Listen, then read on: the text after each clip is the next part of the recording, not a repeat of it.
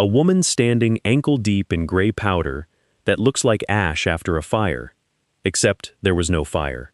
It is a hillside of loose gray dust 30 feet high in places, spread across 4 acres behind an old quarry building in Poultney, Vermont, right on the New York line, in country where slate has been split out of the ground since the 1850s.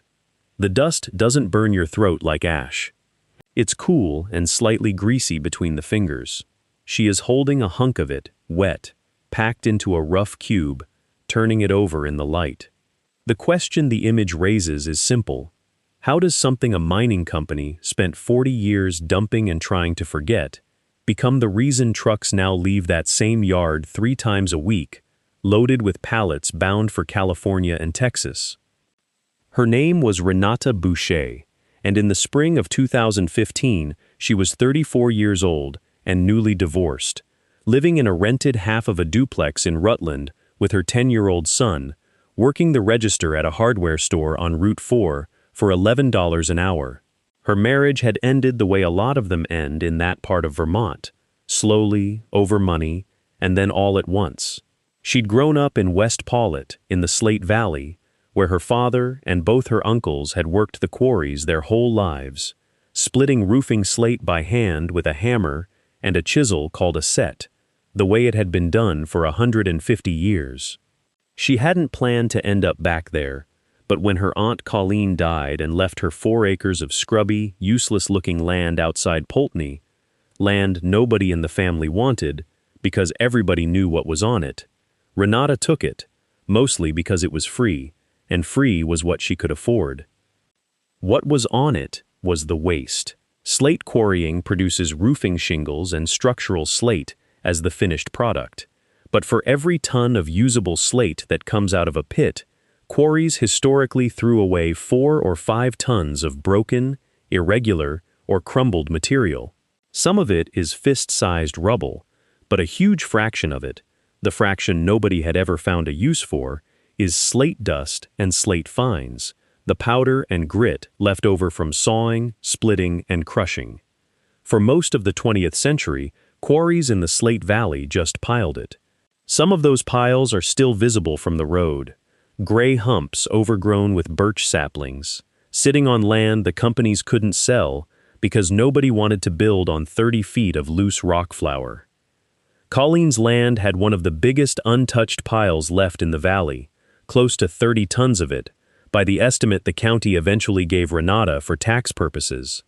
Everyone who'd ever looked at it, including 2 different scrap haulers and a excavation contractor, told her the same thing. It's spoil. It's not worth moving. The cheapest thing to do is leave it alone or pay somebody to bury it deeper. She almost did that. She got one quote to have it hauled to a fill site for $14,000, money she did not have. She got a second quote to leave it and just fence off that section of the property. She was standing out there deciding which flavor of nothing to choose when she noticed something practical instead. After a rain, sections of the pile packed down hard enough to walk on without sinking, almost like the dust had cemented itself. She asked around and learned why. Slate dust, unlike ordinary dirt, is made of tiny platy mineral flakes, the same structure that lets slate split into thin roofing sheets in the first place. And when those flakes get wet and compressed, they lock together in overlapping layers. It doesn't turn to stone, but it densifies in a way regular soil never does. That single observation was the whole reason she didn't sell the land or bury the pile.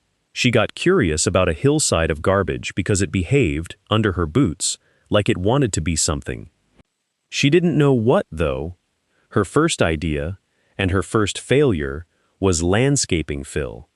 She figured contractors doing driveways or pads might take it for free just to save on gravel. 2 took loads. Both called back within a week, complaining that the material, once dry, kicked up a fine gray dust that coated everything, got into truck cabs, and didn't compact evenly the way crushed stone does, because unlike crushed stone, it has almost no coarse particles to lock a base course together. It's nearly all fines, and a base course made of nearly all fines squishes and ruts under weight instead of holding. That was failure number 1. She learned that raw dust, wet or dry, is not a substitute for graded aggregate, because compaction strength in construction fill depends on a mix of particle sizes, not just density. What turned her toward tile came from her own kitchen floor, oddly enough. She was mixing a bag of quick-set concrete patch to fix a cracked step, and cleaning her hands afterward with a rag, and she noticed the gray runoff from the rag looked almost identical to slate dust suspended in water. She started wondering whether the dust could be used the way builders use fine aggregate in terrazzo, the old flooring technique where marble or stone chips are set into a binder, poured, ground flat, and polished. Terrazzo traditionally uses larger stone chips in a cement or resin base, with the chip doing the decorative work. Nobody used slate fines that way, as far as she or anyone she asked could find, because fines were considered a waste product with no aggregate value. But slate dust has one thing marble dust doesn't: color and cleavage that catches light differently depending on grind, running from near black to a soft blue-gray to a warm green, depending on which seam of the quarry it came from. Colleen's pile, it turned out, was a mix of at least 3 different color seams, because the old company had dumped from multiple pits into one spot. She spent about $400, money she genuinely could not spare, on bags of Portland cement, a bucket mixer borrowed from her father, and a scavenged sheet of plywood to use as a mold, and made her first batch of tile in her aunt's old garage in the summer of 2015. It was a disaster, and it was the disaster that taught her the most important lesson of the entire enterprise. She mixed the slate dust into the cement at roughly equal volumes, poured it into 12-inch squares, and let it sit. Within 3 days, half the tiles had spider-webbed with fine cracks running corner to corner. She didn't know why until she called a concrete supplier in Rutland who explained it to her in about 90 seconds. Too much fine material and not enough coarse aggregate in a cement mix means too little internal structure to control shrinkage as the water evaporates out during curing, so the slab cracks along the weakest planes, which for slate, a material that already wants to split into layers, meant cracking badly and unpredictably. Cement needs a graded mix, coarse and fine together, the same principle that had wrecked her landscaping fill idea, showing up again in a completely different material. That was failure number 2, and it was really the same lesson, wearing a different coat. Fines alone don't hold together. They need a skeleton. Her third failure came from overcorrecting.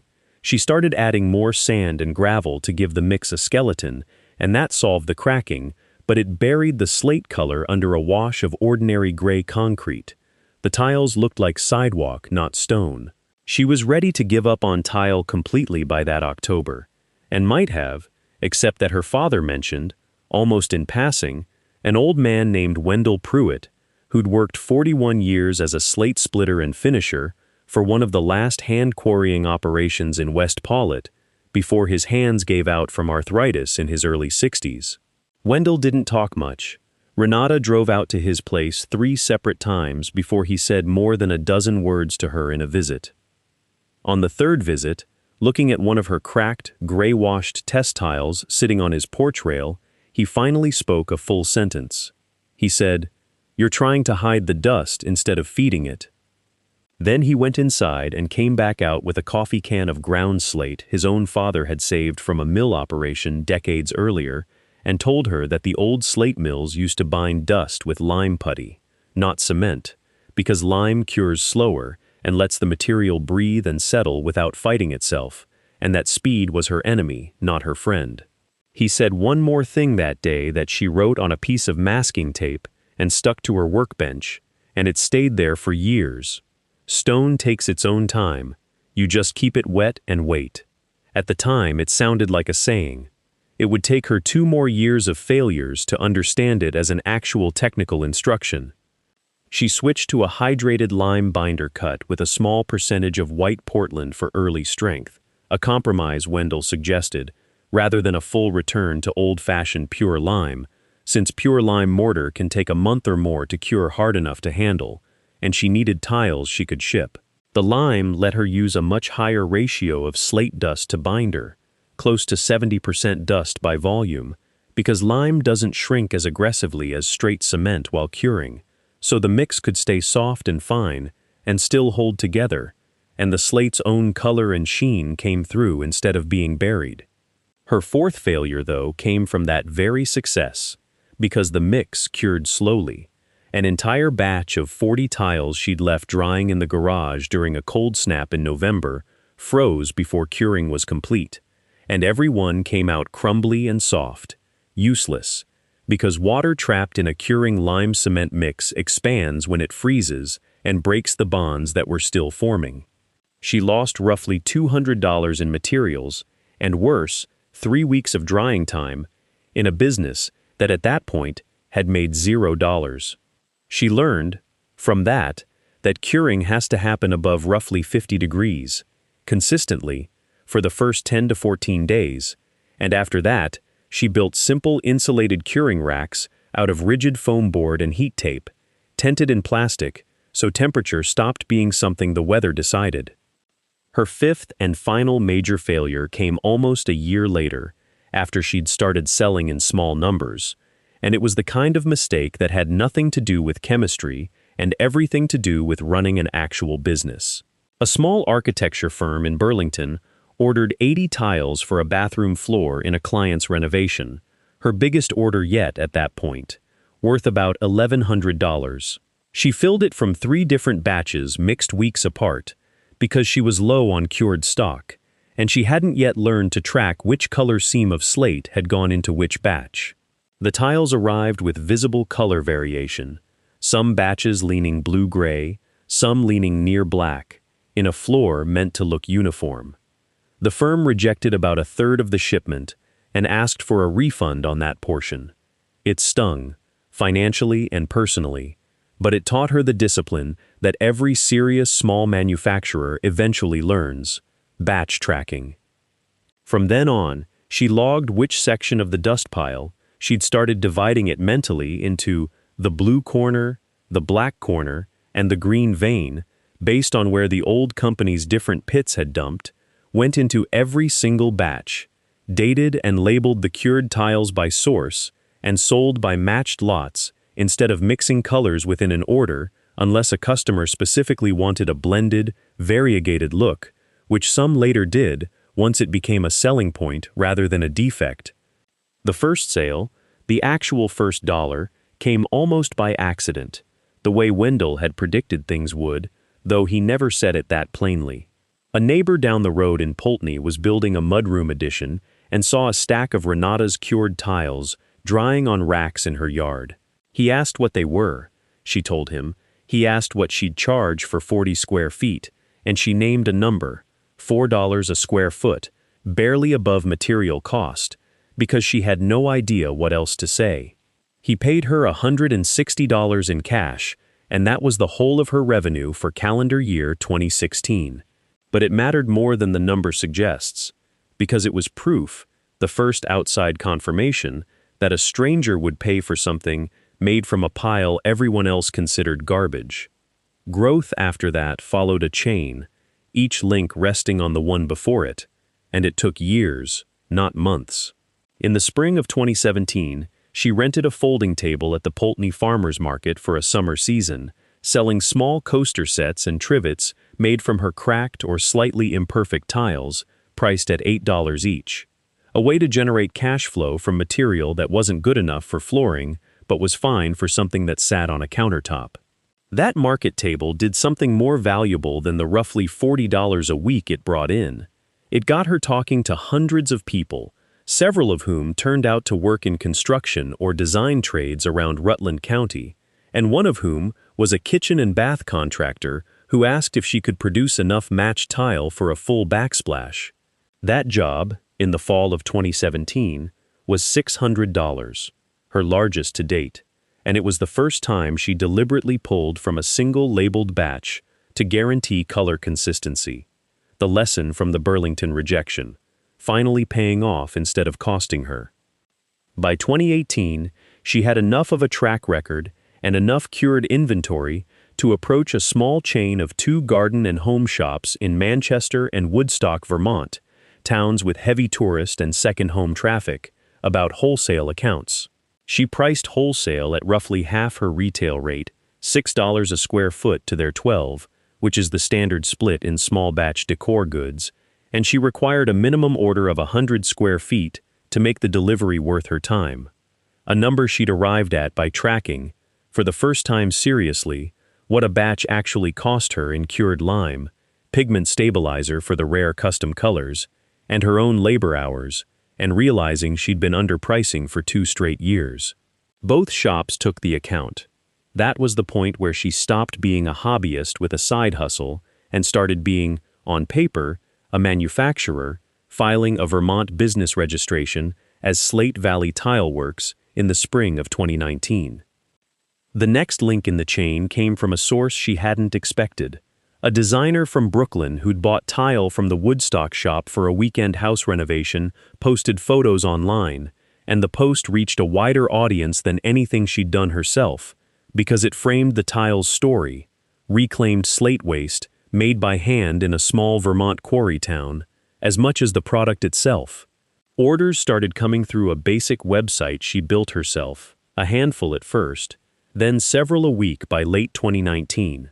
Mostly small quantities for bathroom accents rather than full floors, at retail prices, shipped by pallet freight for larger orders, and by regular parcel carrier in padded flat boxes for smaller ones.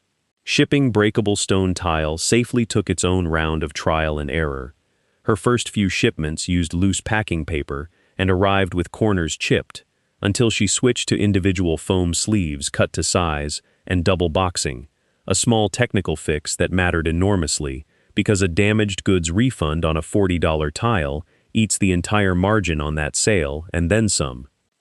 By 2021, 6 years after she'd stood in that garage with her first cracked batch, Renata was running the operation with 2 part-time employees, a woman from West Paulet who did finishing and packing, and a young man doing the physical mixing and mold work, out of a pole barn she'd built on the same 4 acres, right next to what remained of the pile.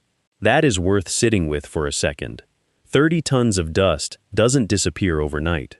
And even running a real business consuming several tons a year, she estimated in 2022 that at her current usage she had roughly 11 or 12 years of raw material left on site before she'd need a new source.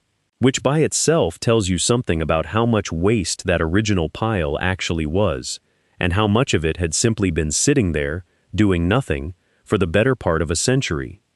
The doubters came around in stages that mirrored the business itself.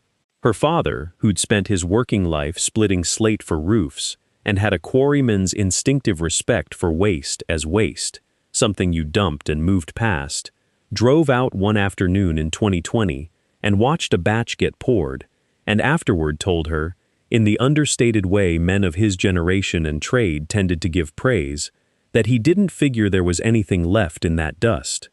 The excavation contractor who'd once quoted her $14,000 to haul the pile away came back in 2022, not to haul anything, but to ask if she'd sell him slate fines by the truckload, because a few landscape architects in the region had started specifying crushed slate dust, sourced sustainably from a known local waste stream rather than mined fresh, as a drainage layer under certain plantings, a use she'd never pursued herself, but that existed now only because her business had put the material, and its story, back on people's radar. She sold it to him at a modest markup, turning what had once been a cost to move into a second small revenue line. The old quarry company that had originally dumped the material was long gone, bought and dissolved decades before Renata ever inherited the land, so there was no corporate villain to come around, and no dramatic reconciliation to be had there. But the local slate industry itself, which for a century and a half had treated its finds as pure loss, started quietly changing how it talked about them. A trade association newsletter out of the Slate Valley ran a short piece on her operation in 2021, and at least 2 working quarries began setting aside cleaner, better sorted fines rather than mixing them indiscriminately into their spoil piles, because word had gotten around that there might eventually be a market for graded, color-sorted slate dust the way there was for graded aggregate. Nothing had guaranteed that outcome. It had simply become plausible because one person had spent 6 years proving it out, tile by cracked tile. Wendell Pruitt died in the winter of 2020, at 84, before he ever saw the full scale of what his coffee can of ground slate and his one sentence about hiding dust instead of feeding it had helped start. Renata went to the funeral in West Paulet and, afterward, at the reception, told his daughter the story of the porch visit, the masking tape, the line about stone taking its own time. His daughter said she'd heard him say almost the same thing about patience her whole childhood, usually about something else entirely, waiting on a garden, waiting on a marriage, waiting on grief, and had never once heard him apply it to slate. Renata kept the piece of masking tape. By then the words on it had faded almost to nothing, but she didn't need to read it anymore. She'd understood it fully only once, standing over a curing rack in January with heat tape running underneath and a thermometer reading 52 degrees, waiting out the 14 days a batch needed instead of rushing it the way she had that first November, and realizing that the lesson had never really been about slate at all. It had been about not mistaking slowness for failure, in stone or in anything else.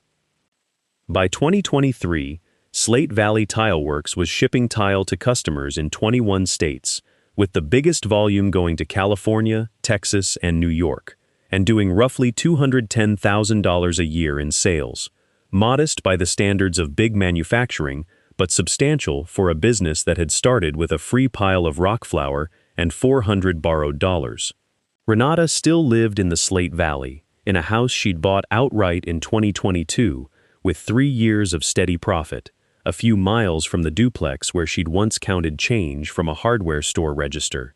Her son, 13 by then, spent his summer weekends helping load pallets onto the freight truck, and had started, without much prompting, sorting fresh dust by color into the blue corner, and the black corner, and the green vein, the way his mother had taught herself to do out of necessity, back when nobody, including her, believed there was anything in that pile worth sorting at all. What visitors noticed, when they came out to the pole barn expecting to find something like a small factory, was how quiet the actual production was. There were no roaring crushers, no dust masks and industrial fans, no sense of heavy machinery wrestling stone into submission. Most days it looked more like a bakery than a quarry operation, buckets of lime and dust being folded together by handheld mixer, molds being filled and tapped to knock air bubbles loose, racks of tile resting under plastic tents like proofing bread. That was deliberate, and it was one of the things Renata eventually came to see as her actual competitive advantage rather than a limitation forced on her by lack of capital.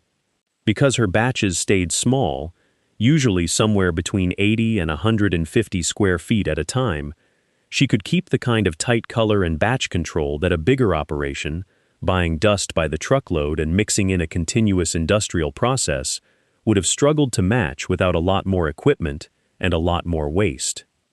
She kept records the way Wendell never had to, because the world she was selling into demanded it. Spreadsheets tracking which corner of the pile fed which batch number, cure dates, ambient temperatures during the first 14 days, and customer orders matched against specific lots.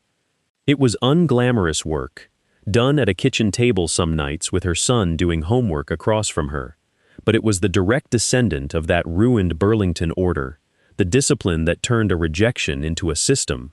She sometimes told newer customers, half joking, that the real product she was shipping wasn't tile at all, it was consistency, because slate dust itself had never been the scarce thing. Trust that 100 tiles would match was.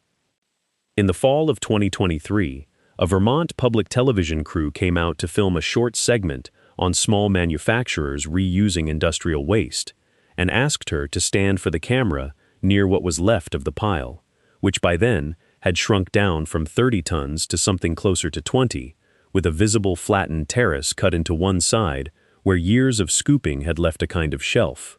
She stood there in work boots, holding a raw chunk of dust packed into a rough cube, the same gesture she'd made almost unconsciously 8 years earlier, back before she knew what any of it would become, and the interviewer asked her the obvious question: what would she tell somebody standing in front of their own pile of something everyone had told them was worthless? She thought about it for a second, and didn't quote Wendell exactly, because by then his words had become fully her own. She said that waste is just a material nobody has bothered to understand yet, and that the only cost of finding out is time, and a willingness to be bad at something in front of people who already think you're wasting your effort. Then she set the cube back down on the pile, where it had come from, and went back to work, because there was a truck coming that afternoon, and 80 square feet of blue-gray tile, cured, boxed, and labeled, had a bill of lading with a Sacramento address on it, waiting to go.